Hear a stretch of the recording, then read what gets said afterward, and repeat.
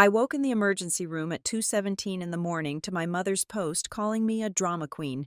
12 hours later, I found my name on a ghost company, nearly 6 figures of debt, and a forged deed. Worse, she secretly filed to take my daughter if I became incapacitated. By Sunday, 25 people at church expecting a family intervention heard the truth that shattered them. My name is Kylie Barnes. I am 34 years old, a single mother to an 8-year-old girl named Ava, and for the last 3 weeks, I have been drowning on dry land. I work as a grant compliance manager at the Cumberland Response Authority, a regional disaster relief coordination hub that essentially acts as the nervous system when the worst of nature tears through our state. Ever since the hurricane hit the coast 21 days ago, my life has been measured in 15-minute increments, swallowed whole by damage assessments, emergency funding requests, and an endless stream of displaced families. I was working double shifts, sometimes clocking 16 hours a day, fueled by stale coffee and the terrifying knowledge that I was the only thing keeping a roof over my family's head. That roof belonged to a duplex left to me by my late aunt, but somehow, I had become the solitary pillar holding up the sky for everyone living inside it. The collapse did not announce itself with a dramatic gasp or a cinematic clutching of the chest. It came like a quiet thief in the middle of a Tuesday afternoon. I was standing in the main glass-walled corridor of the dispatch center, holding a stack of 50 expedited emergency approval files. The fluorescent lights overhead suddenly seemed too bright, bleeding into a harsh, blinding white that seared the back of my eyes. A high-pitched ringing started at the base of my skull, a sharp electric hum that quickly drowned out the chaotic symphony of ringing phones and frantic shouting from the operations floor. The air turned heavy, thick as molasses, and I realized I could not pull enough oxygen into my lungs. My heart pounded a frantic, irregular rhythm against my ribs, a trapped bird slamming against the bars of a cage. The heavy paper files slipped from my numb fingers, scattering across the polished linoleum like dead leaves in a winter wind. I remember the cold shock of the floor hitting my knees, the sudden, violent sideways tilt of the world, and then absolute, heavy darkness. I woke up to the steady, rhythmic beeping of a heart monitor and the biting chill of an emergency room bed. The clock on the wall read 2:17 in the morning. An intravenous needle was taped securely to the back of my hand, pumping cool, sterile fluids into my severely dehydrated veins. A nurse with tired eyes and a kind smile walked in, checking the digital chart at the foot of my bed. "You gave your coworkers quite a scare, honey," she said softly. "Exhaustion, severe dehydration, and a massive drop in blood pressure. Your body simply pulled the plug when you refused to—" I immediately asked about Ava, a spike of panic flaring in my chest, but the nurse quickly assured me that one of my colleagues had picked her up from after-school care and taken her safely to a friend's house. Then I asked the question that still tasted like ash in my mouth. "Did you call my emergency contacts?" I whispered. The nurse shifted her weight uncomfortably, avoiding my gaze for a fraction of a second. "We did," she replied, her voice dropping a register into a tone of practiced professional sympathy. "We called your mother and your father right after you were admitted. The phone was answered, but they said they were unable to make it down here tonight." Not unable, unwilling. A familiar, hollow ache settled in the pit of my stomach. I reached for my phone, which was sitting on the small plastic tray beside the bed. I did not know exactly what I was looking for. Maybe a missed call, a voicemail, or a text offering some flimsy excuse about feeling unwell. Instead, my thumb mindlessly opened a local community prayer and gossip group on social media. There, pinned right near the top of the feed, was a post from Marla Barnes, my mother. It had been posted exactly 2 hours after the hospital had called her to say her daughter had collapsed. I read the words over and over, letting them burn themselves into my retinas until the letters blurred. "Some people just love turning their everyday fatigue into a grand stage production," she had written. "Prayers for those of us who have to pick up the pieces when the drama queen decides to take a timely tumble." Beneath the post were dozens of likes and laughing emojis from people I had known my entire life. The local bakery owner, my high school chemistry teacher, neighbors I waved to every single morning from my porch. They were all in on the joke. The joke was me. I did not cry. My tear ducts felt as dry as my veins had been an hour ago. A strange, glacial calm washed over me, freezing the hurt before it could bloom. My fingers moved automatically, pressing the buttons on my phone to take a screenshot. I saved the image to a hidden folder. Something deep inside my gut, some primal, whispering survival instinct, told me I was going to need it very soon. Just as the screen flashed to capture my mother's public betrayal, a new notification slid down from the top of my phone. It was an automated, high-priority text message from the payroll department at the Cumberland Response Authority. Urgent. Please log into the Employee Secure Portal to verify the income garnishment notice received this evening. Failure to comply within 48 hours will result in automatic wage deduction. I stared at the glowing letters, my exhausted mind struggling to process the stark legal phrasing. An income garnishment for what? I paid my mortgage on time every month. I had no outstanding credit card debt beyond the usual monthly groceries and gas. I clicked the secure link, my heart hammering against my ribs all over again. The digital document loaded agonizingly slowly on the hospital's weak wireless network. It was a formal, stamped notice from the county civil court, demanding the deduction of a massive sum from my bi-weekly paycheck. The debt was tied to a commercial default, a business loan that I supposedly owned and had neglected. The total owed was staggering, nearly 6 figures. I traced the lines of text with a trembling finger, reading the name of the debtor, reading my own name, attached to a limited liability company I had never heard of, for a loan I had never signed, for equipment I had never seen. The humiliation of being left alone and mocked in a sterile hospital room evaporated instantly, replaced by a cold, suffocating terror. This was not a clerical error or a simple case of mistaken identity. The precise nature of the legal filing, the timing of the default, the sheer, breathtaking audacity of it all pointed to something methodical and deliberate. While I was working myself into the ground, skipping meals and losing sleep to keep the lights on in that duplex, someone else had been incredibly busy. Someone was operating in the shadows, wearing my identity like a hollow skin, building a second, secret life of catastrophic financial ruin under my name. And the people who had unfettered access to my mail, my social security number, my most private financial documents, were the exact same people who had just mocked my physical collapse on the internet. I set the phone face down on the thin hospital blanket. The constant, rhythmic beeping of the heart monitor seemed to slow down, matching the heavy, deliberate thud of my own pulse. I looked up at the cheap, water-stained ceiling tiles of the emergency room. For the first time since my legs gave out in that glass corridor, I felt a strange, chilling sense of clarity. They thought my collapse was the ultimate proof of my weakness. They thought they had finally pushed me over the edge, clearing the way for whatever dark endgame they had orchestrated behind my back. But as I lay there, staring at the harsh fluorescent lights, I realized the absolute truth. This fall was not a symptom of my failure. It was the violent, necessary jolt that forced me to open my eyes. The morning sun over Merrifield, Tennessee, felt aggressively bright as I steered my 10-year-old sedan down the familiar streets, the glare bouncing off the windshield and stabbing directly into my exhausted retinas. My mouth tasted of stale hospital cotton and dried bile, and a dull, heavy throb pulsed behind my eyes with every beat of my heart. I was running on exactly 3 hours of restless, chemically induced sleep, and a small plastic cup of lukewarm apple juice the night nurse had forced me to drink before signing my discharge papers. Every muscle in my body felt bruised, as though I had been pushed down a flight of stairs rather than simply fainting in a hallway. I turned the steering wheel, my arms feeling like they were cast in solid lead, and pulled into the cracked asphalt driveway of the duplex my Aunt Sarah had left me. The house, with its faded blue siding and slightly overgrown front hedges, sat at the end of Elm Street. It was supposed to be my sanctuary, the one piece of solid ground I had left in the world.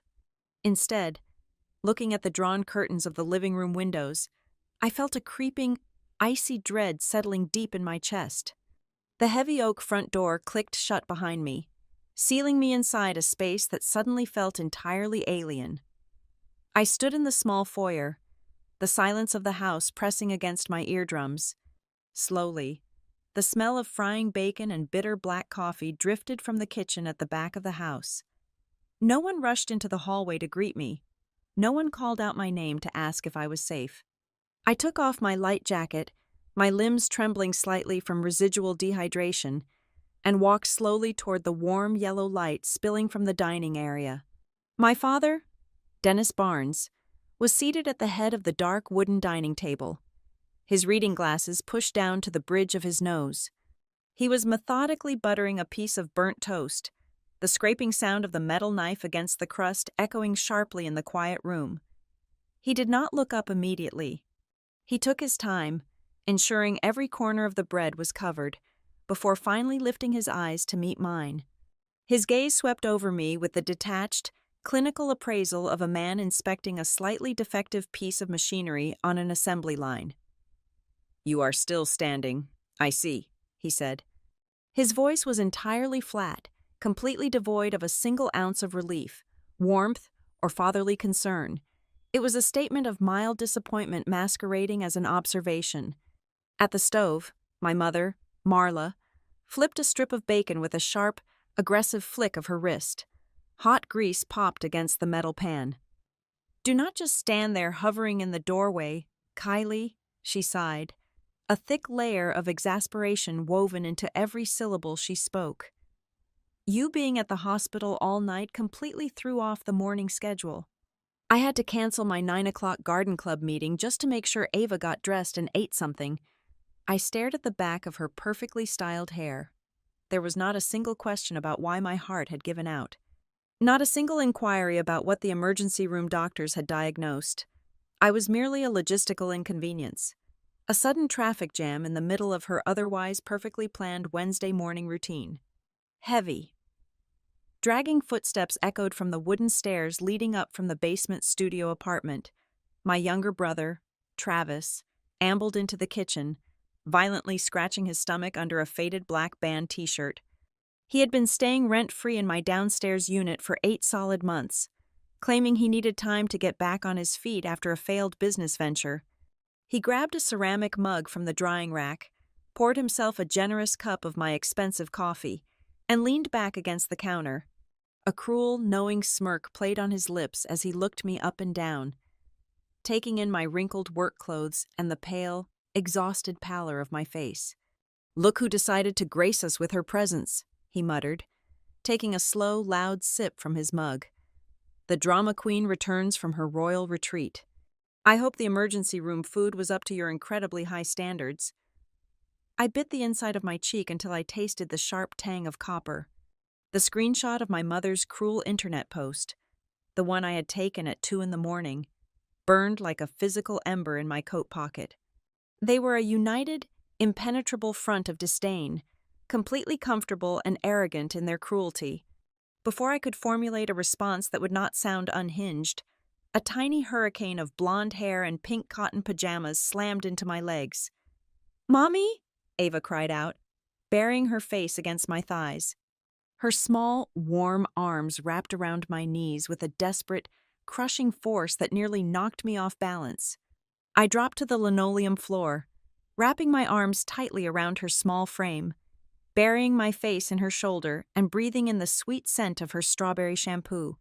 For a brief, beautiful second, the icy temperature of the room melted away.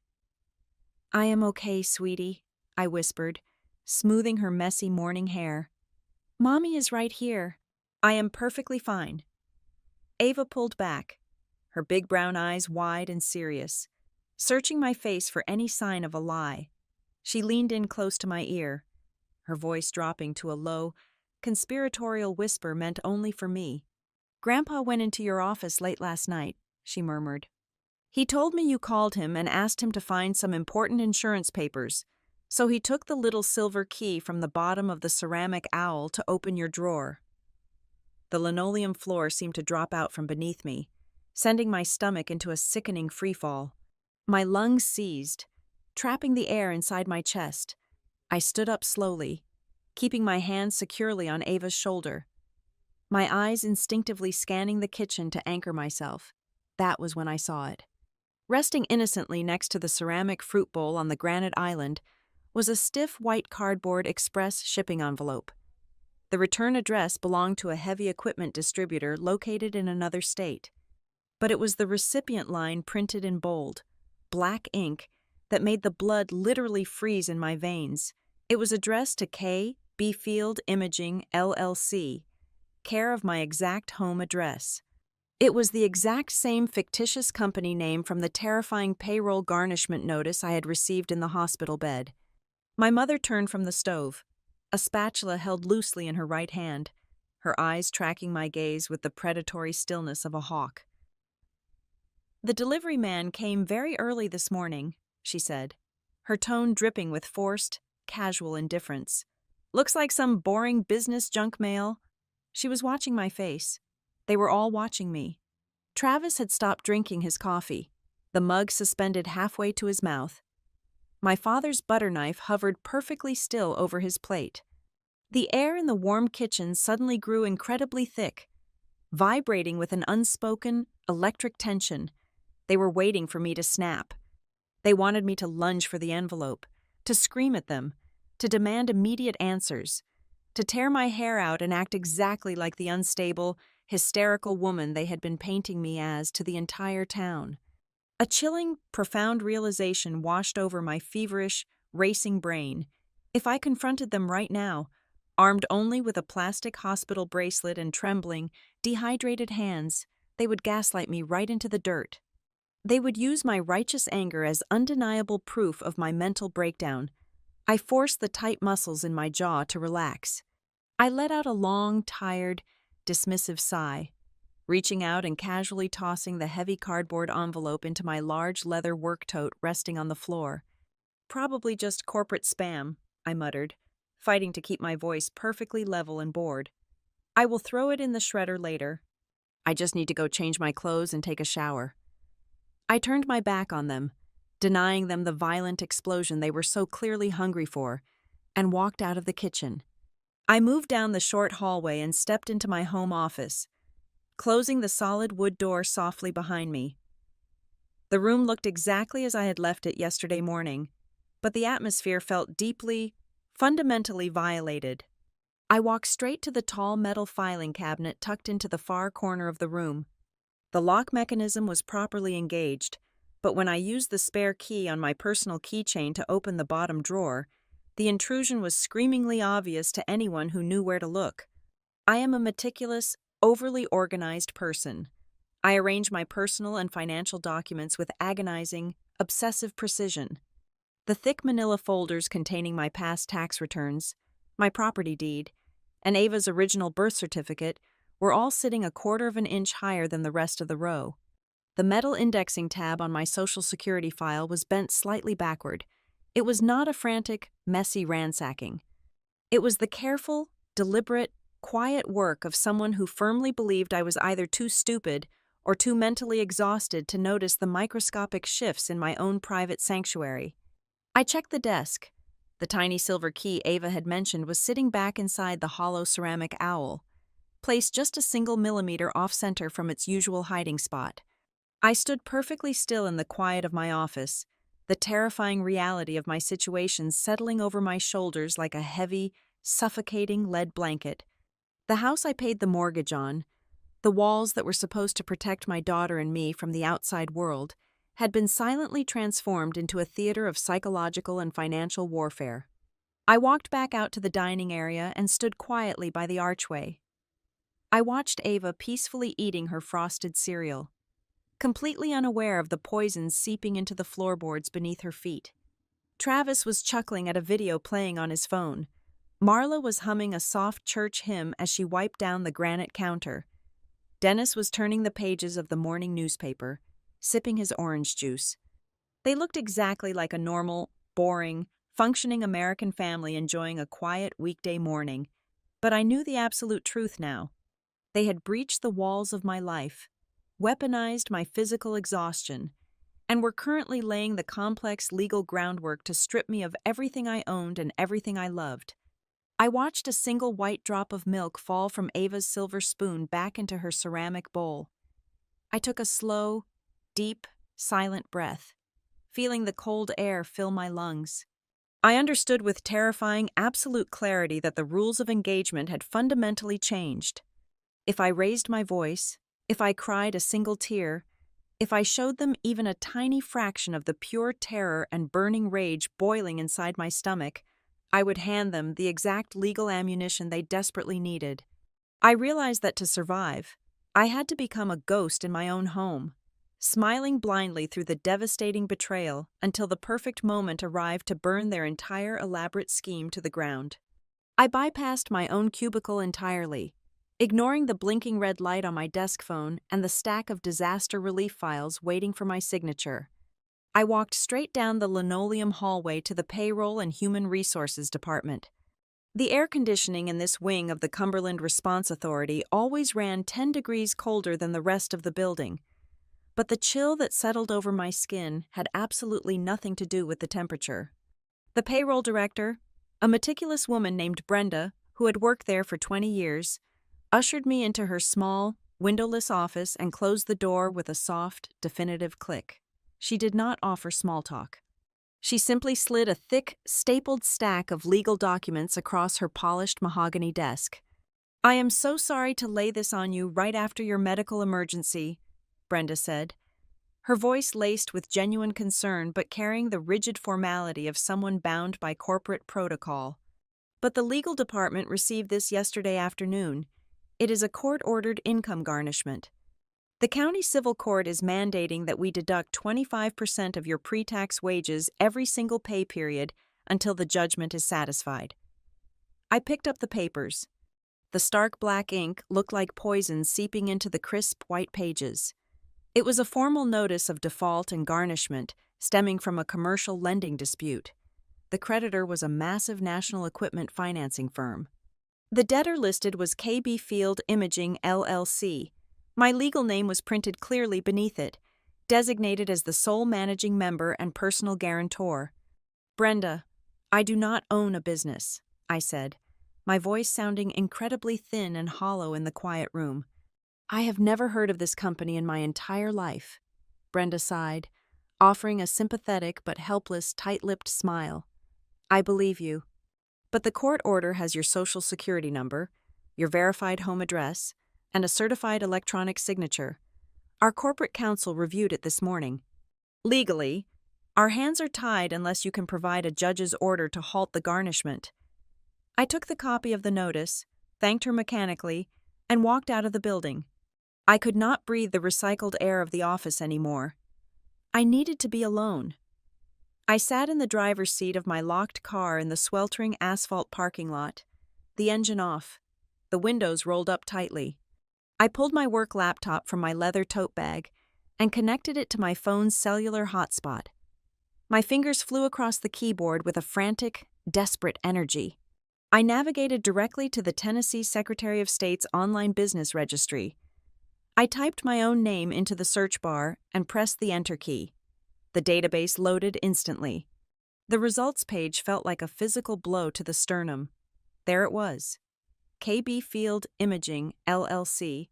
It was an active, registered, limited liability company, officially incorporated exactly 14 months ago. The registered agent address was my home, the duplex on Elm Street. The administrative contact email was a generic, professional-sounding address that I had absolutely never created. I dug deeper, pulling the publicly filed Uniform Commercial Code records attached to the entity. The sheer scale of the financial fiction laid out before me was breathtaking. The company had taken out a massive commercial equipment loan to purchase industrial-grade thermal imaging cameras, heavy-duty aerial survey drones, and specialized environmental field inspection kits. The total financed amount was nearly $86,000. The brilliance of the scheme made my stomach churn with a sickening, acidic dread. Whoever built this fake profile knew exactly what they were doing. They had tailored the fictitious business to perfectly match my actual, verifiable career in regional disaster relief. If any underwriter or loan officer had performed a cursory background check on Kylie Barnes, they would have seen a seasoned emergency management professional whose daily job involved assessing storm damage and coordinating field operations. Buying high-end drones and thermal cameras made perfect logical sense. It was the ultimate camouflage. But the equipment loan was only the beginning. Linked to the same tax identification number was a high-interest commercial cash advance, a predatory lending vehicle that demanded daily automatic withdrawals, and a separate business line of credit that was currently maxed out and severely delinquent. I downloaded the incorporation documents, my eyes scanning the digital paperwork for any flaw, any mistake, and then I saw the electronic signatures. The digital trace matched my own handwriting with a terrifying, uncanny precision. The loops, the slant, the specific way I always failed to close the top of my capital letters, it was all there. A sudden sharp memory pierced through my racing thoughts, connecting a series of mundane moments I had previously dismissed. Over the past year, my father had repeatedly asked to borrow my laptop on the weekends. He always had a mundane, perfectly reasonable excuse. He claimed his old desktop computer was freezing, or his internet browser would not load the specific municipal bidding portal he needed to submit paperwork for his failing independent contracting business. I had willingly handed over my computer, completely forgetting that my internet browser was set to autofill my personal information, remember my passwords, and store my authorized digital signature profile for work documents. I had literally handed him the keys to my identity. The realization triggered a new wave of panic. I remembered the nurse in the emergency room telling me that my parents had been called because they were listed as my emergency contacts. But I had explicitly removed them from my human resources file 3 years ago, replacing them with my Aunt Sarah, and then later, a trusted friend. I opened a new tab and logged into the Cumberland Response Authority employee portal. I clicked on my personal profile settings and scrolled down to the emergency contact section. The screen confirmed my worst fear. Exactly 3 weeks ago, my emergency contact information had been manually updated. The name listed was Marla Barnes. Someone had logged into my employee portal, likely from my own home network, and altered my records. They were not just building a fake company.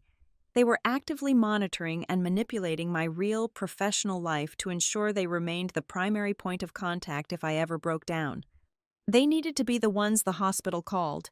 They needed to control the narrative of my collapse. My hands were shaking so violently I could barely operate the trackpad. I opened one final website, navigating to the county court clerk's public docket database. I had to know if there were any other legal landmines buried under my name. I ran a broad, comprehensive search for all active civil and criminal filings in the county involving Kylie Barnes. The search engine spun for a few agonizing seconds before returning 2 distinct results. The first was the civil suit filed by the equipment financing company, the source of my current wage garnishment. I expected that, but it was the second entry that made the blood drain entirely from my face.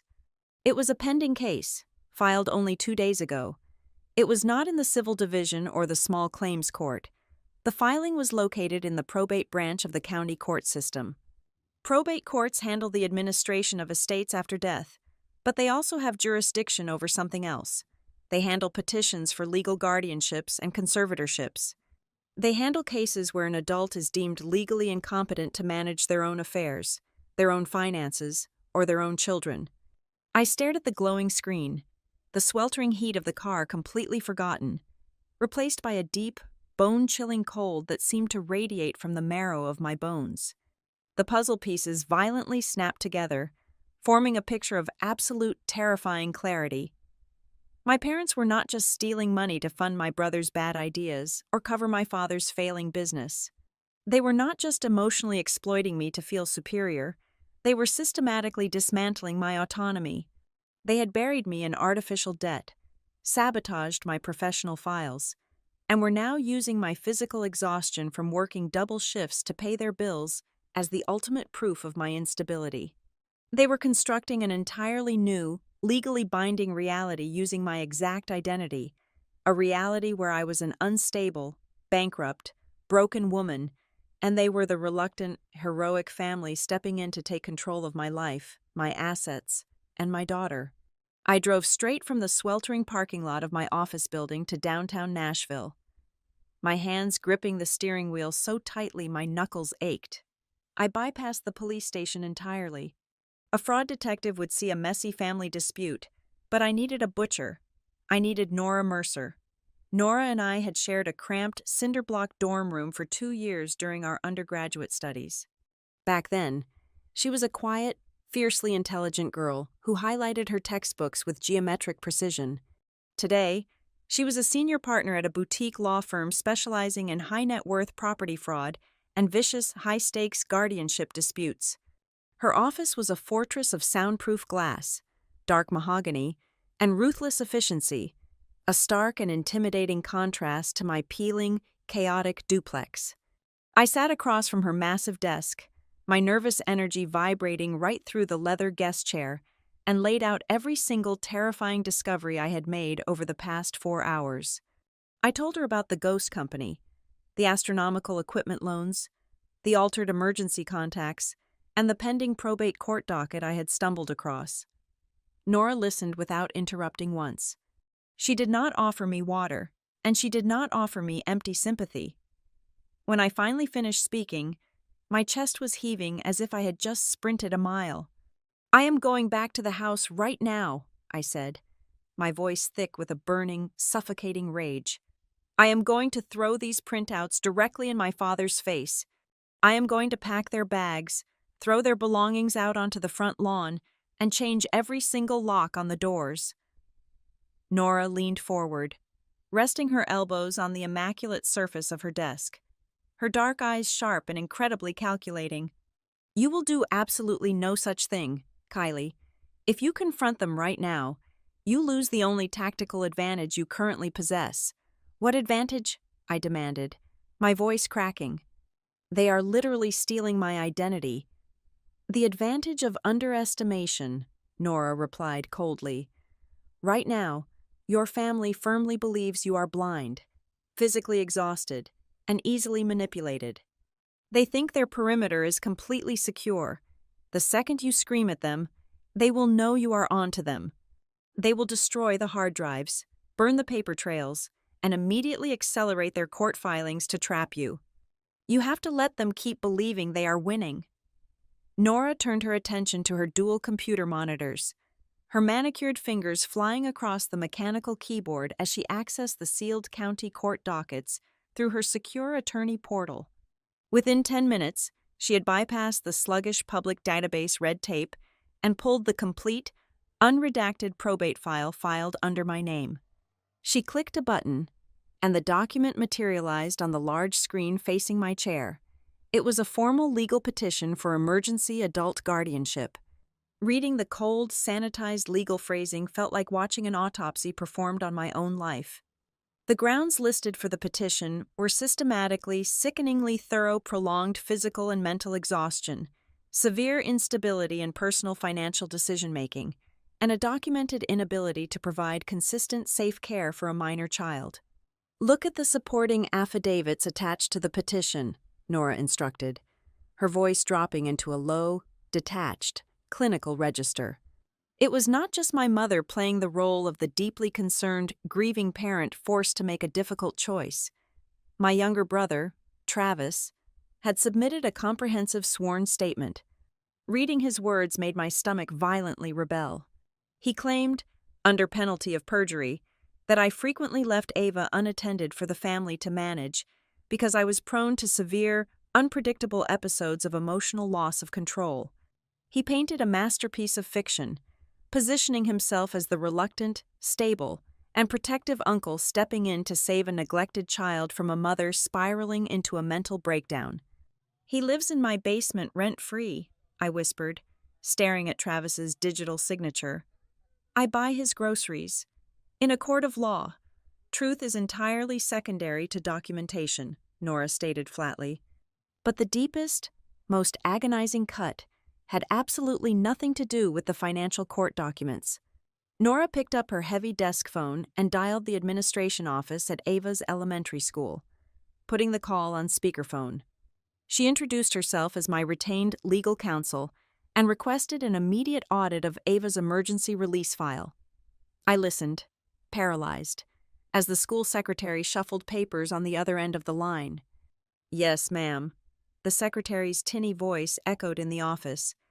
"Mrs. Marla Barnes visited the front office yesterday morning. She submitted a temporary caregiver authority form. It is fully notarized. It grants her exclusive rights to pick Ava up from school grounds and make all emergency medical decisions, citing the mother's recent hospitalization and ongoing incapacitation." Nora thanked the woman and disconnected the line. She looked at me, her expression grim and unyielding. A cold, primal terror clawed viciously at my throat, threatening to choke me. I had spent the entire morning panicking over $86,000 of fraudulent commercial debt, but the money suddenly felt entirely irrelevant, like Monopoly money scattered on the floor. "Do you understand the exact mechanics of what they are trying to do?" Nora asked, ensuring I fully grasped the absolute, life-altering severity of the trap closing around me. "If a probate judge approves this emergency guardianship petition based on these fabricated affidavits and your recent hospital stay, you are legally neutralized. You become a ghost in the eyes of the state. You will be completely locked out of your own bank accounts.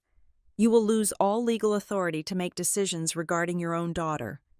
And the absolute worst part is the financial whitewashing." "Whitewashing," I echoed, the word tasting like copper. "Once your father is legally appointed as your guardian," Nora explained, leaning back in her chair, "he will be granted the unchecked administrative power to retroactively legitimize every single piece of fraudulent paperwork they have created over the past 14 months. The fake company, the commercial loans, the maxed-out credit lines, the forged signatures. He can stamp them all as approved expenditures on behalf of his ward.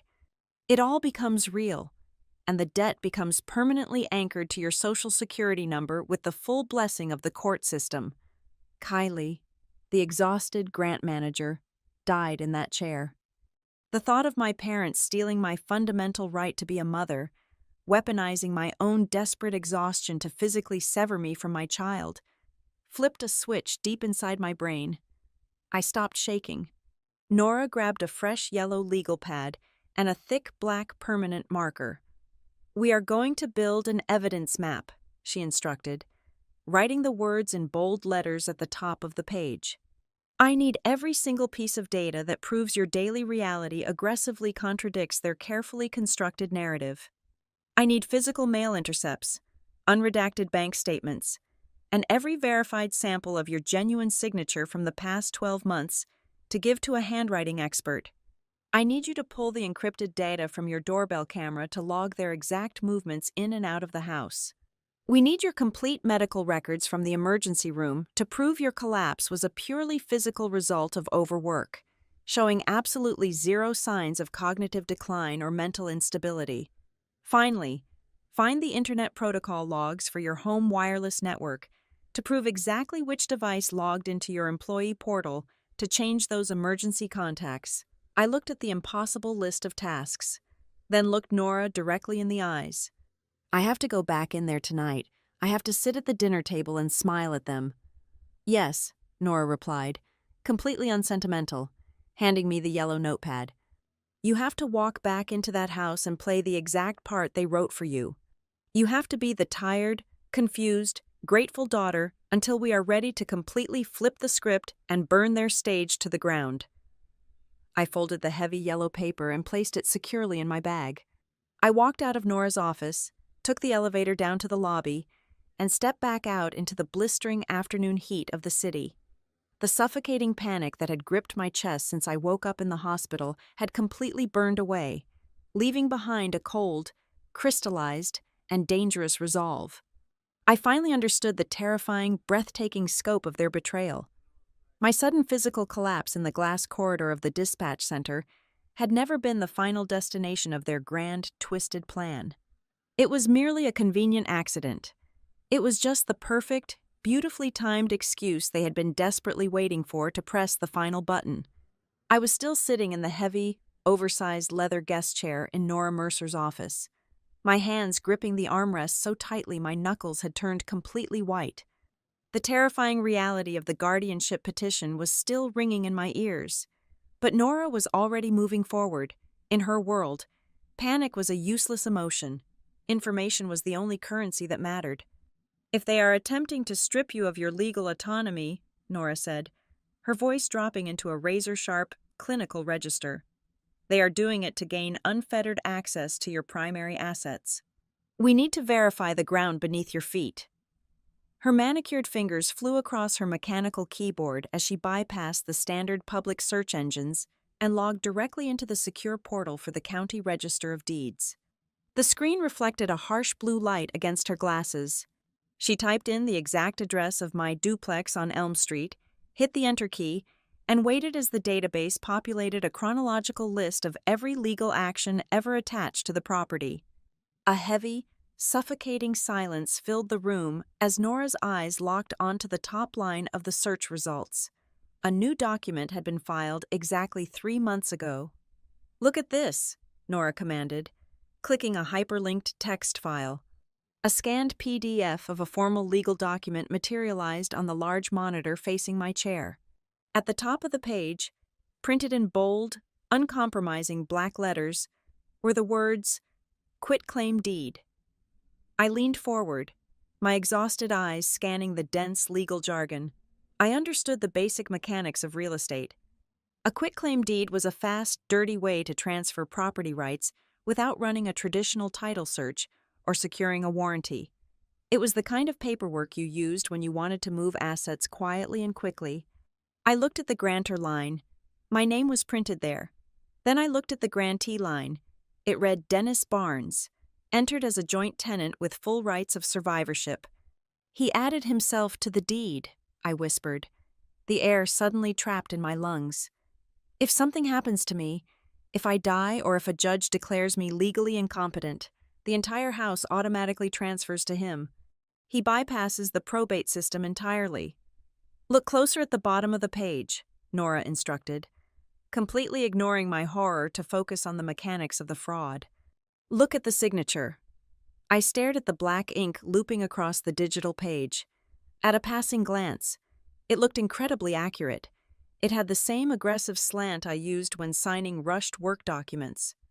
But as I stared at the shape of the letters, the tiny, invisible habits of my own hand became glaringly obvious in their absence. The pressure of the pen was entirely wrong. When I write, the ink is lighter on the upward strokes. The signature on the screen was uniformly dark and heavy. It was not a signature that had been written.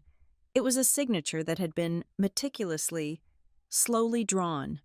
It was a forgery designed to fool a bored county clerk, not someone who actually knew the specific cadence of my handwriting.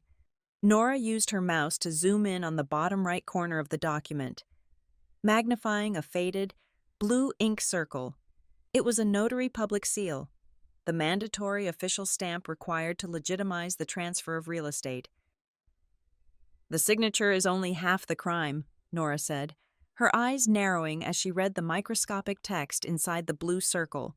She quickly opened a secondary tab, accessing the state registry of commissioned notaries. She typed the unique identification number stamped on my fake deed into the search bar. A bright red warning banner flashed across the screen. The notary commission associated with that specific stamp had officially expired over 14 months ago. "They used a dead stamp," Nora said, a grim, admiring disbelief coloring her tone. "Your father probably bought an expired notary stamp off a retired contractor or found it at an estate sale. He was absolutely confident that no one at the county recording office would actually verify the commission number.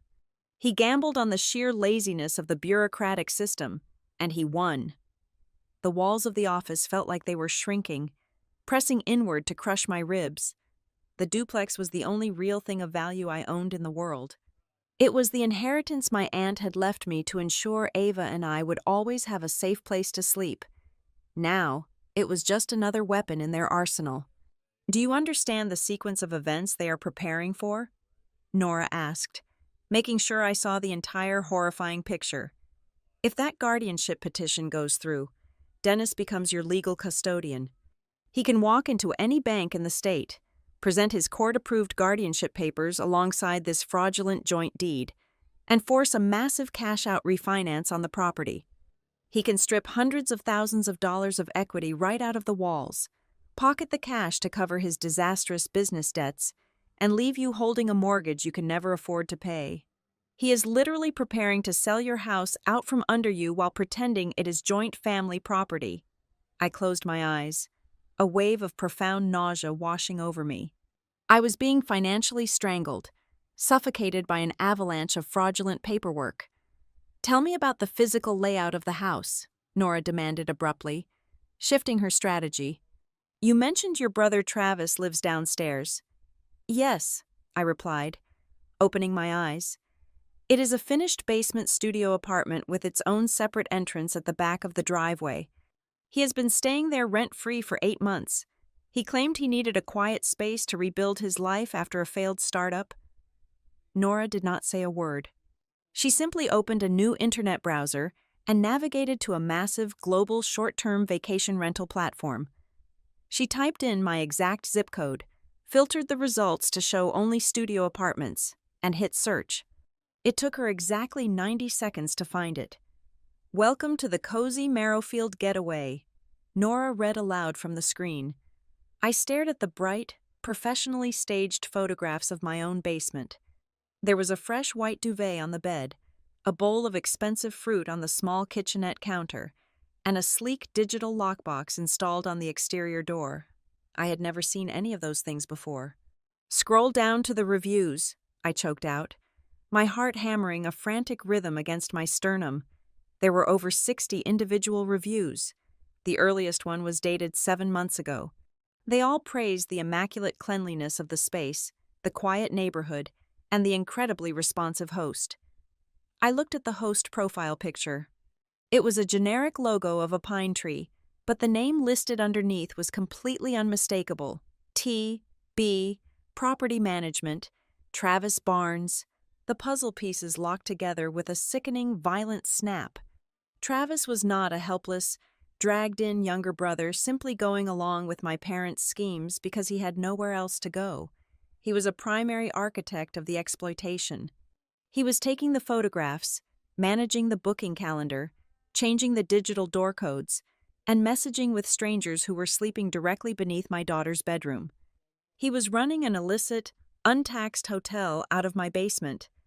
"They only book it on weekends," Nora observed, analyzing the platform's calendar data. "They rent it out exclusively from Friday night to Sunday morning. The exact shifts when you are usually working emergency dispatch, or when you are so exhausted you do not leave the second floor." The money from the bookings was undoubtedly being collected in cash or funneled directly into an untraceable digital payment account that my parents controlled. The realization hit me with the force of a freight train. Suddenly, every financial struggle of the past 8 months took on a sinister, terrifying new context. I remembered the astronomical electricity bills I had paid in the middle of the summer, crying at the kitchen table because the cost had mysteriously tripled. I remembered financing an emergency repair on the basement water heater for $1,200 on my high-interest credit card, desperately working overtime to cover the minimum payments. I was paying the skyrocketing property taxes, the comprehensive homeowner's insurance, and the relentless maintenance costs with the literal blood and sweat of my double shifts. Meanwhile, my own family was extracting pure, unadulterated profit from the exact same walls. They were harvesting my property like a cash crop. The betrayal had officially mutated. It was no longer just a story of a dysfunctional family taking advantage of a tired, generous daughter. It was an organized, sophisticated model of absolute financial and emotional exploitation. They were eating my cash from the basement, pumping my name full of fraudulent commercial debt from the attic, and systematically preparing to seize total legal control of my entire existence so I could never fight back. A cold, absolute calm suddenly descended over me. The tears I had been fighting all morning completely evaporated. I did not feel sad anymore. I felt like a loaded gun. "Stop the property transfer," I told Nora, my voice completely devoid of emotion. draft whatever you need to draft. Freeze the house, freeze the bank accounts, and file a formal declaration of forgery with the county clerk." Nora looked at me, her dark eyes flashing with a dangerous, calculating light. She slowly closed the laptop, the sharp click echoing loudly in the quiet office. "I have already started drafting the freeze orders, the fraud declarations, and the emergency injunctions," Nora said smoothly. "But we are absolutely not filing them today." "Why?" I demanded, my hands clenching into tight fists. "Because if I quietly file a civil litigation suit right now, their attorney will immediately tie us up in endless procedural hearings," Nora explained, leaning across the desk. "They will claim you are having a paranoid, stress-induced episode. Travis will delete the rental account. Dennis will burn the expired notary stamp. They will hide the evidence, adapt their strategy, and drag this out in the shadows for years." Nora paused, letting the silence hang between us, ensuring I understood the gravity of her next words. "We cannot just win the legal battle on paper. Kylie, we have to completely annihilate their social and moral credibility. We have to trap them in a corner where they cannot lie their way out. The battle cannot happen in a quiet courtroom. It has to explode exactly where the Barnes family feels the most confident, the most powerful, and the most universally adored." I parked the car in the driveway just as the sun began to dip below the tree line, casting long, bruised purple shadows across the front lawn. I took 3 deep, steadying breaths, burying the burning rage under a thick layer of manufactured exhaustion, and pushed the front door open. My father was sitting in his usual worn armchair in the living room, the television murmuring a low evening news broadcast. I walked over to him, intentionally letting my shoulders slump, and handed him the printed copy of the payroll garnishment notice I had received at the hospital. I made sure my hands were shaking just a little bit. "I do not understand what this is," I said, pitching my voice to sound perfectly fragile and terrified. "Human Resources gave it to me today. It says I owe tens of thousands of dollars for a business loan. I think someone stole my identity." Dennis took the paper. I watched his eyes scan the page. There was no shock. There was a microscopic tightening of his jaw, a brief flash of calculation, and then he completely transformed. The cold, dismissive patriarch from this morning vanished. In his place was a gentle, deeply concerned father, a man I had never actually met during my entire childhood. He stood up slowly, placing a warm, heavy hand on my shoulder. "Oh, Kylie," he murmured, his voice thick with a synthetic, practiced empathy that made my skin crawl. "This is terrible, but you need to calm down right now. Your heart cannot take another panic attack so soon. Do not worry about a single thing. I'm going to call some people tomorrow and get this sorted out for you. You just focus on resting." That late, sudden gentleness was infinitely more terrifying than his usual screaming. It confirmed that the wall of his secret plan was still perfectly intact in his mind.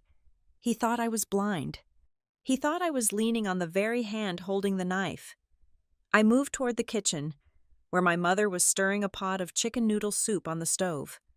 The smell of roasted garlic and celery filled the air, a picture-perfect illusion of maternal care. She quickly poured a mug of chamomile tea and set it on the granite island, pulling out a stool for me. "Drink this while it is hot, sweetheart," Marla said softly, her tone dripping with honeyed concern. "You look like you are going to shatter into a million pieces." I sat down and wrapped my cold hands around the warm ceramic mug. As I took a slow sip, Marla casually slid a small stack of stapled papers across the counter. A sleek silver pen rested perfectly on top of them. "Since you are so overwhelmed with work and this scary identity theft mess," she began, her voice casual, as if she were discussing the grocery list, "your father and I thought it would be best if I took some of the administrative burden off your plate for a few weeks. These are just some temporary rest agreements. It just gives me permission to talk to Ava's school and handle any annoying medical billing questions for you while you recover from your collapse." I stared at the papers. They were not simple permission slips. I recognized the formatting from Nora's office. It was a localized power of attorney draft, specifically tailored to grant her sweeping medical and educational control over my daughter. Thank you, Mom, I whispered, forcing a tired smile. My vision is still so blurry from the hospital medications. I will read them over in the morning when my head is clear. I slid the papers into my tote bag before she could protest, trapping her in her own narrative of my extreme fatigue. Her eye twitched, a tiny fracture in her loving mother facade, but she quickly smoothed her expression and went back to stirring the soup. After dinner, I went up to Ava's bedroom to tuck her in. She was wearing her favorite yellow pajamas, brushing out the tangles in her blonde hair. I sat on the edge of her twin bed, pulling the floral quilt up to her chin. "Did you have a good day with Grandma?" I asked, keeping my tone light and breezy. Ava nodded, her brown eyes serious and wide. "We baked cookies, and Grandma said that soon you will not have to stress about making any hard decisions anymore. She said she and Grandpa are going to take the wheel, so you can just sleep and be happy." The breath caught violently in my throat. They were not just laying legal traps. They were actively grooming my 8-year-old daughter. They were building a soft, comfortable narrative where my removal from her life was framed as a necessary, loving vacation. They were poisoning the well right in front of me. I kissed her forehead, promising her I was not going anywhere, and stepped out into the dark hallway, my hands trembling with a fresh wave of adrenaline. I locked myself in my bedroom and immediately opened my laptop. I had a lot of work to do. I navigated to Travis's social media accounts. Just as Nora had predicted, he was actively covering his tracks. 2 videos he had posted earlier in the year, showing off his home office in my basement, had been deleted, but Travis was lazy. He had linked his profile to an automated cloud backup service I had helped him set up 5 years ago, and he had forgotten to change the master password. I logged into the cloud server and pulled the deleted archives. I found exactly what I was looking for. It was a short video clip from 7 months ago. Travis was holding a beer, leaning against the drywall of my basement, grinning into the camera. "People think running a business is hard." He laughed on the screen, his words slightly slurred. "But honestly, copying a digital signature is way easier than plastering drywall. You just click, paste, and the bank sends the money." I downloaded the file directly to my secure, encrypted drive. Next, I pulled up the cloud storage for the doorbell camera mounted on my front porch. I filtered the search history for the past 60 days, specifically looking for the exact times the local postal worker dropped off the mail. Video after video loaded on my screen. I watched, sickened, as my father consistently walked out onto the porch minutes before I arrived home from work. I watched him sift through the stack of envelopes, isolate the thick certified letters from the county court and the equipment financing company, and slip them directly into his jacket pocket before leaving the junk mail and utility bills in the metal box for me to find. The systematic interception of my legal correspondence was completely undeniable. My phone vibrated silently on the mattress. It was an encrypted message from Nora. The preliminary assessment from the forensic document examiner just came back. The ink pressure, the velocity of the stroke, and the baseline alignment on the property deed and the company and corporation files are completely inconsistent with your verified work signatures. The expert confirmed strong signs of deliberate forgery. It is a fabricated match. I exhaled a long, shaky breath. We had the smoking gun for the property theft. 10 minutes later, I received an email notification from my primary care physician's secure patient portal, following my panicked phone call from Nora's office that afternoon. "Doctor, Iris had uploaded a formal medical letter of clearance." I read the digital document carefully.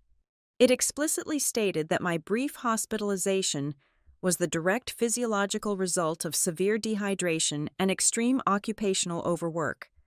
More importantly, the last paragraph was bulletproof.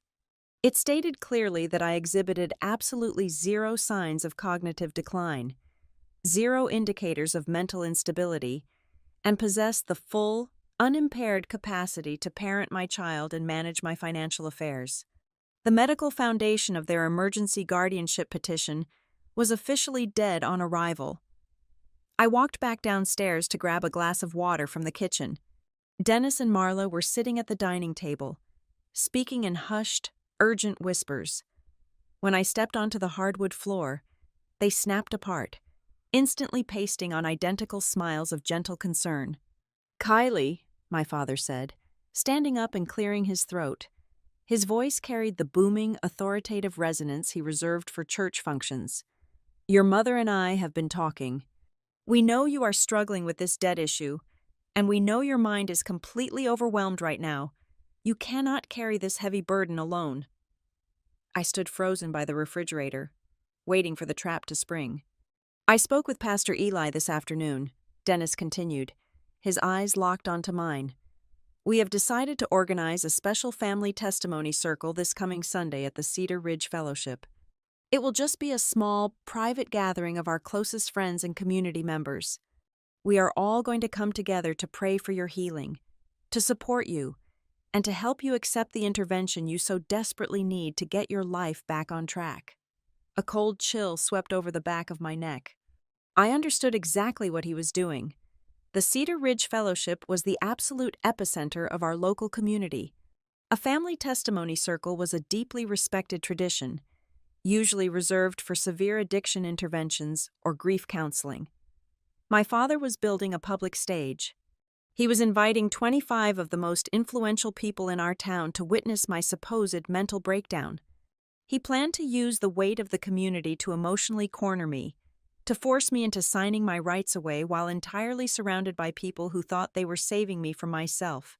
He wanted to brand me as an unstable, unfit mother in the court of public opinion before presenting his guardianship petition to a judge on Monday morning. "A testimony circle?" I asked, making sure my voice trembled perfectly. "Dad, I do not know if I can handle being around that many people right now." "It is exactly what you need, Kylie," Marla chimed in, walking over to rub my back, her touch feeling like absolute ice through my shirt. "You just need to show up, sit quietly, and let us take the wheel. We are doing this because we love you."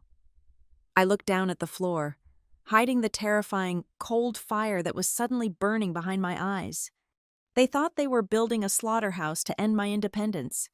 They had absolutely no idea they had just handed me the exact stage I needed to burn their entire fraudulent empire to the ground. "Okay," I whispered, looking back up at my parents with wide, defeated eyes. "I will be there on Sunday." When I told Nora that I had explicitly agreed to the Sunday gathering, she stared at me across her massive mahogany desk as if I had completely lost my mind. Her entire litigation strategy usually relied on avoiding uncontrolled environments, and a church basement packed with my parents' closest friends was the absolute definition of a hostile arena. I calmly explained that refusing to go would only force my father to file his emergency guardianship petition in a legal vacuum on Monday morning, completely unchecked and unchallenged. By leaning directly into his trap, I was feeding him the exact overconfidence we desperately needed. He firmly believed he had me cornered and defeated. He had absolutely no idea I was the one silently locking the door from the inside. My strategic suspicion was violently validated on Thursday afternoon when I received a highly uncomfortable, hushed phone call from a woman I vaguely knew from the church choir. She nervously confessed that my mother had been quietly circulating printed observation forms to select, influential members of the congregation. They were meticulously preparing a formal signed petition from the community, asking trusted people to legally attest that I was mentally unstable, wildly erratic, and in desperate need of immediate familial supervision. They were literally crowdsourcing my institutionalization under the guise of holy fellowship. Nora did not waste another second trying to talk me out of it. We spent Friday evening transforming her sterile conference room into a tactical war room. We built a master dossier, a thick, heavy black leather binder meticulously organized in chronological order with brightly colored index tabs. The physical weight of the binder felt like holding a loaded weapon. Tab 1 contained the Ghost Company Incorporation documents and the terrifying $86,000 equipment loan. Tab 2 held the forged quitclaim deed alongside the forensic handwriting analysis that proved the crime. Tab 3 secured the illegal school transfer forms. Tab 4 showcased the bulletproof doctor's letter declaring me perfectly sane and merely physically exhausted from overwork. Tab 5 highlighted the high-resolution screenshots of my mother's cruel, mocking social media posts. The final tabs locked in the certified mail tracking logs and the downloaded security camera footage showing my father actively stealing my legal correspondence from my own front porch. Despite the mountain of paper, Nora insisted we needed one final, undeniable verbal confession to tie the financial fraud directly to the guardianship attempt. I sat in Nora's quiet office, placed my cellular phone on the polished table, activated the recording software, and dialed my father's number. I closed my eyes and mentally slipped into the pathetic, broken character they expected me to be. I pitched my voice a full octave higher, letting my breath hitch in a manufactured, desperate panic. I told him I was terrified about the property deed, pretending I had just noticed a strange, confusing discrepancy in the county tax portal while trying to pay a bill. I begged him to tell me what was happening to the house my aunt had left me. "Kylie, you are spiraling again," Dennis sighed through the speaker. His voice dripped with that same sickening, patronizing calm he used to silence me when I was a teenager. "You are confusing standard municipal tax adjustments with real problems. Your brain is simply too tired to comprehend the paperwork. You just need to rest your mind. Once your mother has temporary authority, the deed thing will settle itself. Stop digging into things you do not understand and let us protect you." "Okay, Dad," I whispered, forcing a tiny, pathetic sob into the receiver. "Thank you. I'm just so tired." I ended the call and looked up at Nora. She gave a single, sharp nod of profound satisfaction. We had him on tape, explicitly linking the guardianship power grab to the real estate fraud. He had practically gift-wrapped his own motive. Early the next morning, I drove directly to Ava's elementary school. I sat down with the principal and the front office secretary in a private room. I laid out a fraction of the truth, just enough to make them realize the legal liability they were facing. After reviewing the temporary caregiver authority form my mother had attempted to file, the school administration was horrified. The principal immediately agreed to sign a formal, unnotarized affidavit. The document stated clearly and unequivocally that Marla Barnes had aggressively attempted to transfer legal, medical, and educational pickup rights without the biological mother's knowledge, presence, or consent. From the school, I drove straight to the Cumberland Response Authority headquarters. Brenda in the payroll department was absolutely stunned when I explained the full, verified scope of the corporate identity theft. She immediately drafted and signed a formal corporate statement on official company letterhead. The document legally certified that the massive wage garnishment currently threatening my livelihood stemmed exclusively from a fraudulent commercial entity and had absolutely zero connection to my personal spending habits, my lifestyle, or any legitimate consumer debt I had ever authorized. With the powerful external evidence finally secured, I returned to the duplex while my parents and brother were out running errands. The house was dead quiet. I moved like a focused phantom through my own home, acutely aware that this might be the last time I walked these halls as a victim. I packed a heavy, fireproof metal lockbox with every single original document I possessed. I took my late aunt's antique jewelry, Ava's original birth certificate, my social security card, my passport, and the physical, original property deed. I drove straight back to downtown Nashville and handed the heavy metal box directly to Nora, who locked it securely inside the law firm's primary steel vault. My family could tear the duplex apart down to the wooden studs tonight, and they would find absolutely nothing to destroy or manipulate. I spent the rest of Saturday afternoon systematically erasing my digital footprint, cutting off their oxygen supply before they even realized they were suffocating. I opened a brand new, highly secure checking account at a completely different banking institution located 3 towns over, and I transferred every single dollar of my remaining funds. I systematically changed the passwords to my personal email, my employee portal, my mortgage account, and my healthcare dashboard. I implemented rigorous 2-factor authentication on a brand new cellular device I had purchased entirely in cash. I contacted all 3 major credit bureaus and placed an absolute, impenetrable security freeze on both my personal social security number and the fraudulent business tax identification number. Nobody was taking out another single dime in my name ever again. Finally, as the sun began to set, I walked into the central precinct of the local police department and filed a comprehensive, 100-page identity theft and fraud report. I handed over copies of the fake loans and the forged deed. I did not ask the bewildered desk sergeant to arrest anyone yet. I simply needed the official criminal complaint case number stamped and dated on police letterhead to add to the very front of my binder. It was the absolute final nail in their legal coffin. By Saturday night, the trap was flawlessly set.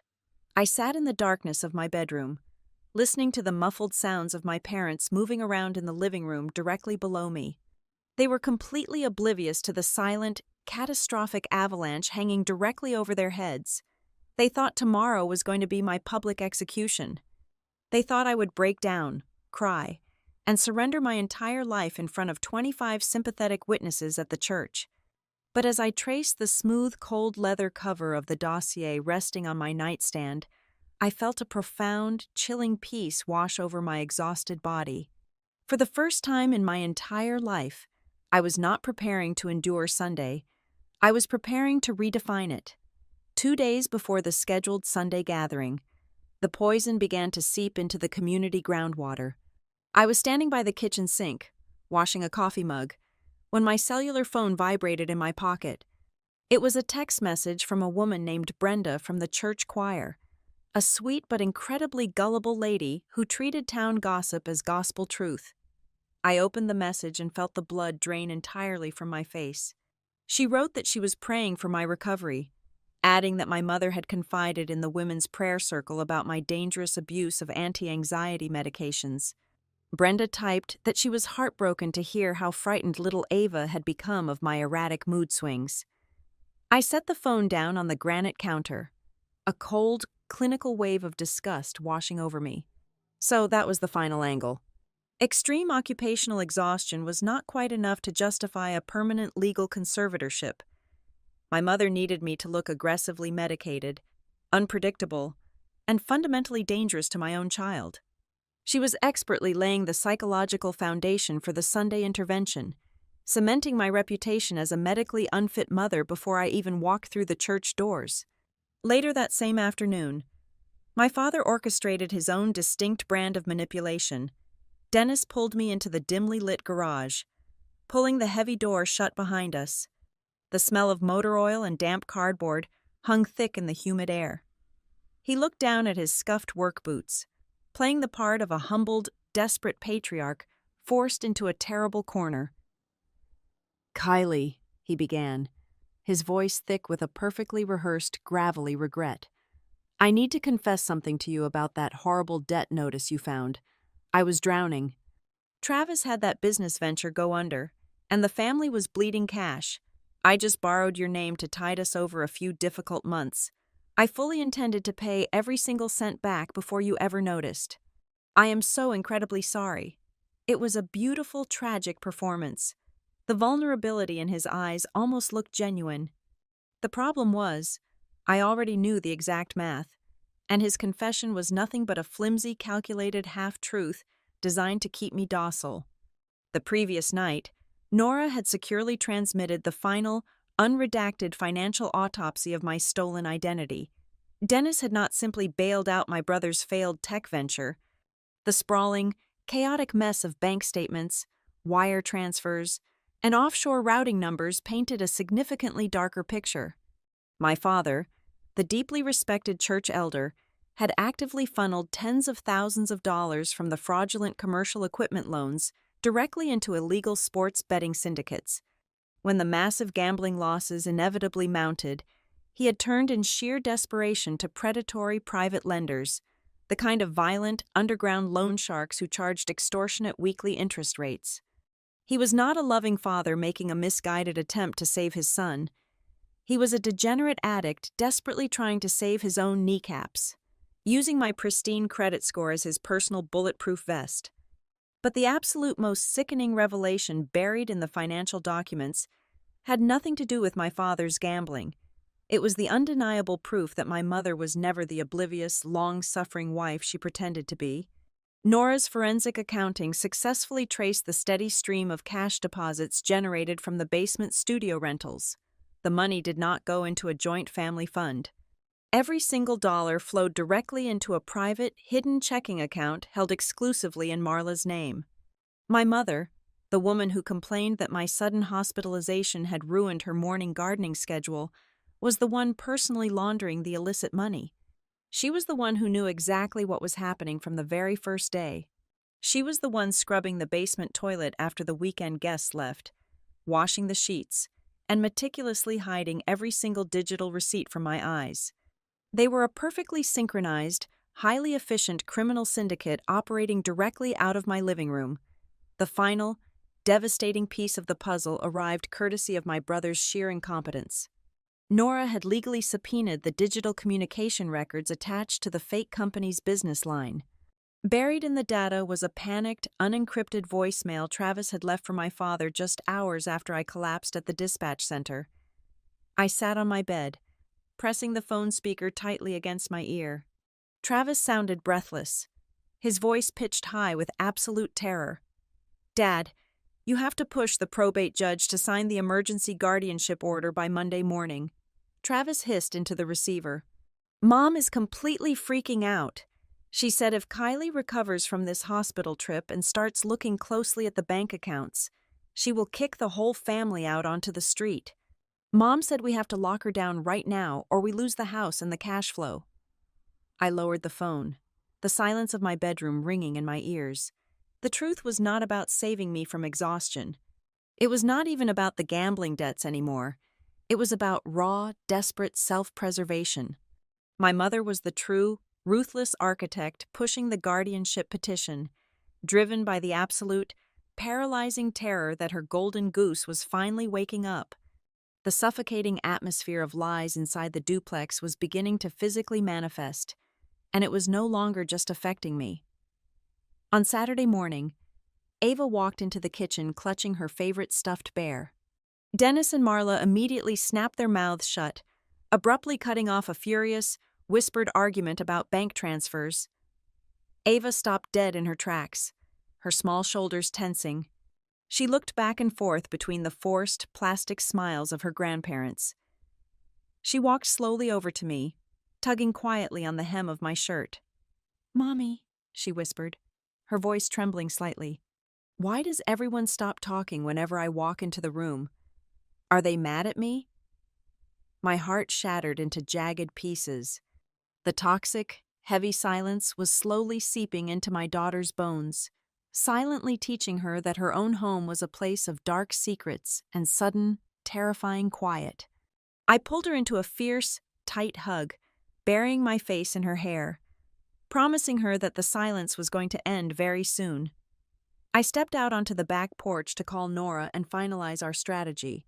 When I told her about the vicious pill abuse rumors my mother was systematically spreading to the congregation, Nora's voice tightened with genuine, professional concern.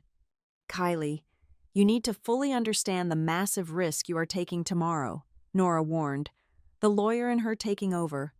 "Exposing your parents in the middle of a church sanctuary is like detonating a chemical bomb in a crowded room. The scandal will be entirely uncontrollable. The blast radius will hit everyone, and you will be standing right at the epicenter." I looked out at the peeling paint on the back of my house, feeling the warm morning sun on my face. I understood Nora's hesitation, but she did not understand the pathology of the Barnes family. Secrecy was the exact, fertile soil they had used to bury me alive for years.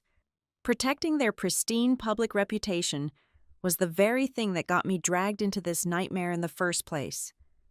I disconnected the call with Nora and immediately dialed Pastor Eli Whitaker. His voice echoed through the receiver, warm, booming, and completely unaware of the absolute slaughterhouse currently being constructed inside his fellowship hall. He cheerfully confirmed the logistical details. He stated that exactly 25 of the most dedicated church elders, prayer warriors, and community pillars would be staying after the Sunday service to pray over my struggles and listen to my family's heart. He genuinely thought he was facilitating a beautiful spiritual healing. He was entirely blind to the horrifying fact that he was being utilized as a human shield for a corporate hijacking. I stood alone in the humid Tennessee air, the reality of the impending Sunday morning settling over my shoulders like a heavy, impenetrable suit of armor. I could feel the lingering physical weakness from the hospital finally fading away, replaced by a cold, structural, and terrifying strength. I made a very clear, unbreakable moral decision right then and there on the porch. I was not going to walk into that church tomorrow and scream. I was not going to throw a tantrum, cry hot tears of betrayal, or hurl vicious insults at my parents. That was exactly the hysterical, medicated script my mother had meticulously written for me, and I refused to play the part. I was going to be the most terrifying thing they had ever encountered in their entire lives. I was going to be perfectly calm. I was going to turn their wholly manipulative intervention into a forensic, undeniable audit of the absolute truth, presenting the facts with the lethal, dispassionate precision of a surgeon. They wanted to use Sunday to silence me and steal my daughter. I was going to use Sunday to ensure they never spoke another lie in my name again. Saturday night stretched into a long, quiet expanse of darkness. I did not sleep, but for the first time in what felt like a century, the wakefulness was not fueled by blind panic or the crushing weight of manufactured debt. It was a profound, crystalline clarity. I lay in my bed staring at the ceiling, feeling an unmistakable shift deep within my chest. It felt exactly like a heavy, rusted door finally swinging open in the correct direction, letting in a draft of cold, bracing air. I slipped out of bed long before midnight, moving through the silent duplex like a ghost making its final rounds.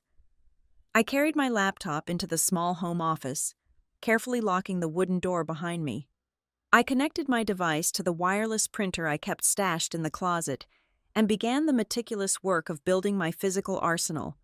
I did not just print standard letter-sized copies. I used the presentation software I normally reserved for regional disaster relief briefings to create massive, undeniable visual aids. I printed enlarged, high-resolution copies of the forged quitclaim deed, making the heavy, unnatural strokes of the fake signature impossible to ignore. I printed out the ghost company's incorporation documents, circling my stolen home address in thick red ink. I created a stark, simple flowchart documenting the illicit cash flow from the basement studio rentals directly into my mother's private bank account. Next came the illegal school transfer papers, blown up so large that my mother's deceitful check marks were visible from across a room. Finally, I printed a clean, bold transcript of the audio recording where my father explicitly linked the guardianship power grab to his desire to quietly steal the house. The printer hummed and clicked for over an hour, churning out the undeniable proof of my family's absolute betrayal. Once the documents were stacked neatly in my heavy leather portfolio, I sat at my desk and pulled out a fresh legal pad. I needed an opening statement. For 34 years, my family had controlled me by turning every conflict into a hysterical, emotional theater. They always won because they knew exactly how to push my buttons until I cried, yelled, or completely shut down. They weaponized my empathy and my anger equally, leaving me looking like the unstable one while they played the victims. I looked down at the blank page and decided that tomorrow, I would not give them a single drop of emotion. I wrote a short, brutally concise opening paragraph. I stripped away every adjective, every accusation of betrayal, and every plea for understanding. I wrote only verifiable facts, dates, and legal definitions. I was not going to be a heartbroken daughter seeking closure. I was going to be an auditor delivering a final, devastating financial report. My thoughts then turned to Ava.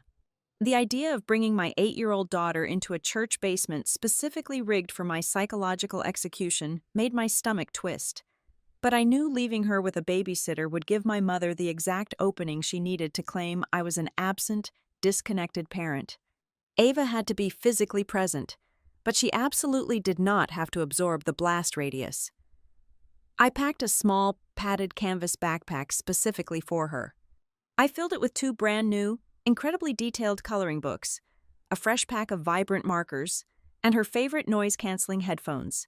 I planned to seat her in the far back corner of the fellowship hall, completely insulated in a bubble of music and art, safely removed from the adults who were about to violently collide in the center of the room. The first pale gray light of dawn was just beginning to bleed through the window blinds when my new cellular phone vibrated on the desk. It was a text message from Travis. The words glowing on the screen were a pathetic, desperate plea. "Please do not ruin Mom in the church today. She is a mess. Just talk to us first." I read the message twice, a slow, cold smile spreading across my face. Travis was stupid, but his panic was incredibly revealing. His text inadvertently confirmed that the impenetrable wall of arrogance my parents had been projecting was completely crumbling behind closed doors. They had finally realized that my quiet compliance over the past 2 days was not submission. It was the terrifying silence of a predator waiting for the perfect moment to strike. They knew they had entirely lost control of the narrative, and they were terrified of what I was bringing to the altar. I did not reply. I took a screenshot of the message and added it to the digital evidence folder. 10 minutes later, a secure, encrypted email arrived from Nora. The subject line was completely blank. The message inside contained only 3 sentences. The formal declaration of forgery for the real estate deed was officially finalized. The emergency civil injunctions freezing all of Dennis and Marla's bank accounts were perfectly drafted and signed by a sympathetic on-call judge. The immediate legal eviction notice terminating Travis's right to occupy the basement studio was fully executed. Nora wrote that everything was simply waiting for my signal to be physically served and legally filed. I closed the laptop, the sharp snap of the plastic echoing in the quiet room. The legal guillotine was raised, locked, and ready to drop. My phone buzzed one more time. This time, it was a massive, rambling paragraph from my mother. It was a masterpiece of classic manipulation, dripping with aggressive, righteous victimhood. She accused me of being a profoundly ungrateful daughter who was actively trying to destroy the only people who truly loved her. She claimed her heart was broken by my coldness and reminded me of all the sacrifices she had made to keep me afloat during my supposed mental crisis. The old version of me, the exhausted woman who had collapsed in the dispatch center, would have agonized over those words. She would have typed out a frantic, tearful apology just to keep the peace. The woman sitting at the desk simply read the text, felt absolutely nothing, and saved the message to the cloud server as further, undeniable proof of my mother's deeply ingrained emotional extortion tactics. I dressed quietly, putting on a sharp dark blue blazer and tailored trousers. I looked like I was heading into a high-stakes corporate negotiation, which was exactly the energy I needed. Before waking Ava, I grabbed my keys and walked out the front door, needing a few minutes of cold air to clear my lungs. I got into my car and simply drove around the block, eventually parking across the street to look at the duplex from a distance. The streetlights cast a harsh yellow glow against the faded blue siding of the house. For my entire adult life, I had looked at that building and desperately convinced myself it was a sanctuary. I had poured my blood, my sweat, and my endless double shifts into keeping those lights on and that roof repaired. But as I sat in the driver's seat, watching the sun slowly rise over the Tennessee horizon, the illusion completely shattered. That house had never been truly warm or safe. It was simply the physical location where my parents had expertly taught me how to disguise my own exploitation. It was the place where I had learned to accept their cruelty as a normal family dynamic. The place where I had learned to call my own absolute exhaustion by the noble name of responsibility. They had turned my aunt's gift into a prison, and I had been the one voluntarily paying the warden's salary. I put the car in drive and pulled back into the driveway. I walked inside, woke my daughter with a soft kiss on the forehead, and helped her get dressed in her Sunday best. As I brushed her hair, I felt an incredible, unbreakable armor settle over my skin. I was finally ready. The terror that had gripped me since waking up in the hospital was entirely gone. I understood the ultimate truth of the game my parents had been playing for decades. Their entire scheme, their fake debts, their forged signatures, and their psychological warfare all relied on one single, fundamental weakness. They firmly believed I still desperately needed them to validate me as a good, obedient daughter. They thought I would endure any level of abuse just to keep the fragile image of our family intact. They drew all of their power from my desperate desire to be loved by them. But as I picked up the heavy leather binder and took Ava's small hand in mine, I knew the game was officially over. I no longer needed their love. I no longer feared their judgment. I stepped out the front door and walked toward the Sunday service with a terrifying, absolute clarity. I was not going to the church to survive an intervention. I was going to the church to perform a public execution. The air inside the fellowship hall of Cedar Ridge Fellowship felt heavy and artificially warm. After the main Sunday service concluded, exactly 25 people remained behind, arranging themselves in a loose semicircle of metal folding chairs. These were the pillars of our community: the choir director, the youth group leaders, the head of the local charity drive, and Pastor Eli Whitaker. I walked to the very back corner of the room, settled Ava into a plush armchair, placed her noise-canceling headphones over her ears, and handed her the new coloring books. She was completely insulated, watching the room but hearing absolutely none of it. I took my seat at the front. My father, Dennis, stood in the center of the semicircle. He clasped his hands together in front of his chest, projecting an aura of profound, exhausted patience. He spoke with the slow, measured cadence of a benevolent patriarch forced to make a tragic decision. He looked around the room, making deliberate eye contact with the elders, and painted a devastating portrait of my life.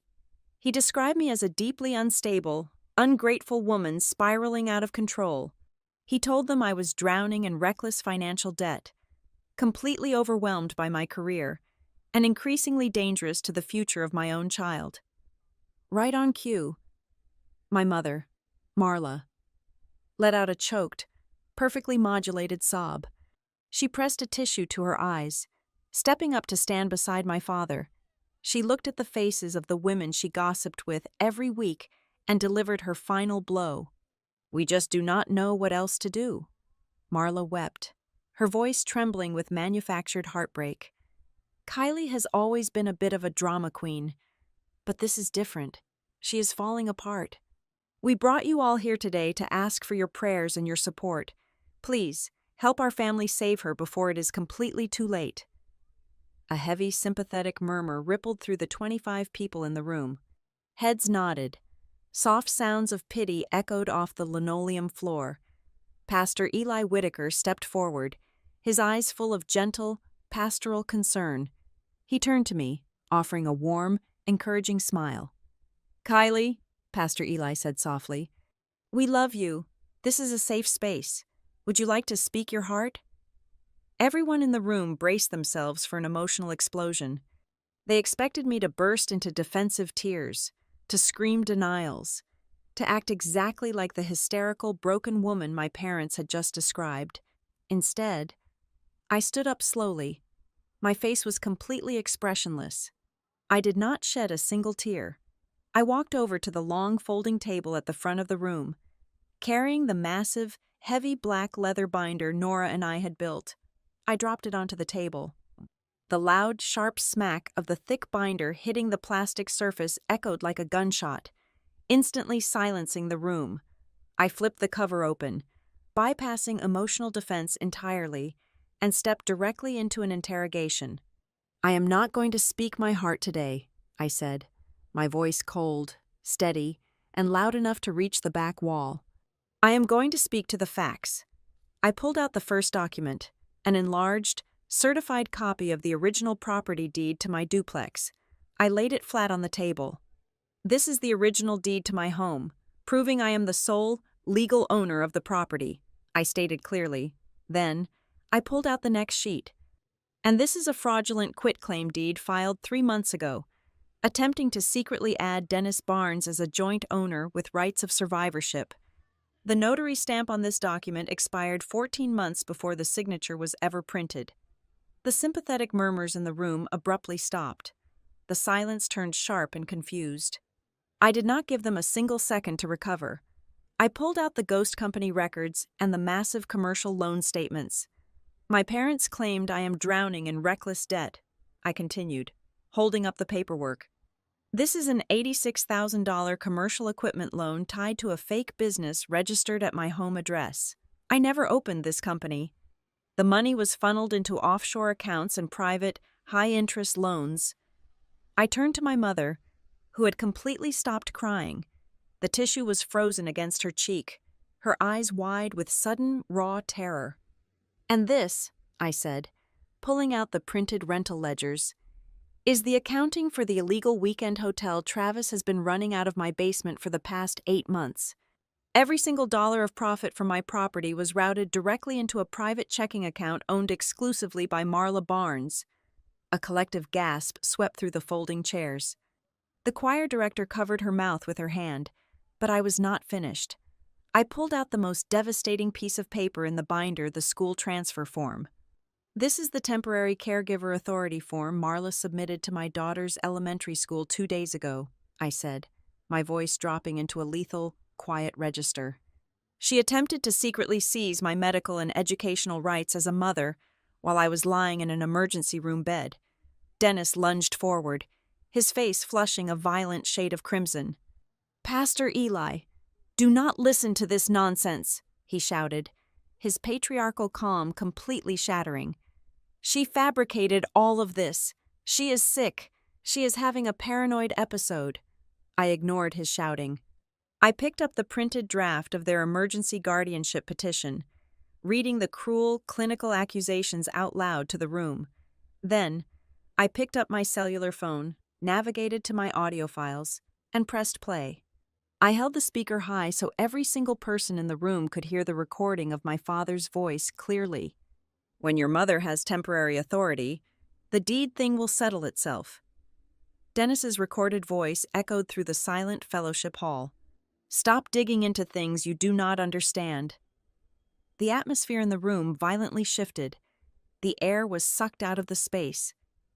The 25 church members stared at my father in absolute, paralyzed horror. Dennis stammered, frantically waving his hands. "That is taken completely out of context. I meant something else entirely." I reached into the binder and handed a thick stack of stapled papers directly to Pastor Eli. "That is the sworn assessment from an independent forensic handwriting expert, Pastor.